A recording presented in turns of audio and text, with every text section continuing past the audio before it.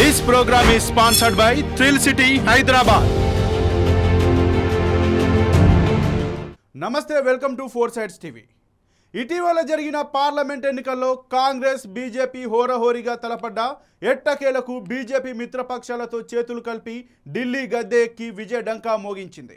రాబోయే కొన్ని రాష్ట్రాల అసెంబ్లీ ఎన్నికలలో ఆశించిన ఫలితాలు వస్తాయా?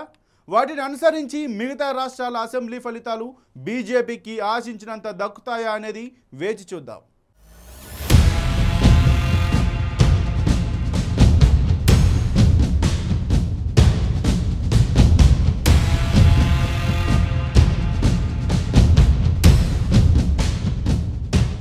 ఇటీవల జరిగిన సార్వత్రిక ఎన్నికలలో బీజేపీ కేంద్రంలో అధికారం చేజెక్కించుకుంది. అసలే అరకొర మెజారిటీ మిత్రపక్షాల సహకారంతో కేంద్రంలో అధికారం చేపట్టిన బీజేపీకి రాబోయే జమ్మూ కాశ్మీర్, హర్యానా రాష్ట్రాల అసెంబ్లీ ఎన్నికలు ప్రతిష్టాత్మకంగా మారాయి. ఈ రెండు రాష్ట్రాల్లో ఎన్నికల్లో గెలిచి తమకు అడ్డే లేదని చాటేందుకు గట్టిగా ప్రయత్నిస్తోంది బీజేపీ. బీజేపీకి షాక్ ఇవ్వాలని కాంగ్రెస్ కూడా అదే పనిగా కష్టపడుతోంది. జమ్మూ కాశ్మీర్, హర్యానాలో మొత్తం అసెంబ్లీ స్థానాలు 90. ఇందులో మ్యాజిక్ ఫిగర్ చేరుకోవాలంటే 46 సీట్లు గెలుపొందాలి. కానీ ప్రస్తుత పరిస్థితుల్లో బీజేపీకి 2 చోట్ల అంత సీనున్నట్టు కనబడటం లేదు. హర్యానాలో వరుసగా 2 సార్లు అధికారంలోకి వచ్చిన బీజేపీకి అక్కడ రైతు వ్యతిరేక చట్టాలు, రెజ్లర్ల ఆందోళనలు ఆ పార్టీ గెలుపోటములపై ప్రభావం చూపే అవకాశం ఉంది. దీంతో హర్యానా హస్తం ఖాతాలో చేరడం పక్కా అని కాంగ్రెస్ నేతలు ధీమా వ్యక్తం చేస్తున్నారు. ఇక జమ్మూలో కాంగ్రెస్ నేషనల్ కాన్ఫరెన్స్ తో జతకట్టగా బీజేపీ ఒంటరిగానే బరిలోకి దిగాల్సి వచ్చింది. కాంగ్రెస్ కు అక్కడ నేషనల్ కాన్ఫరెన్స్ తోడు కావడంతో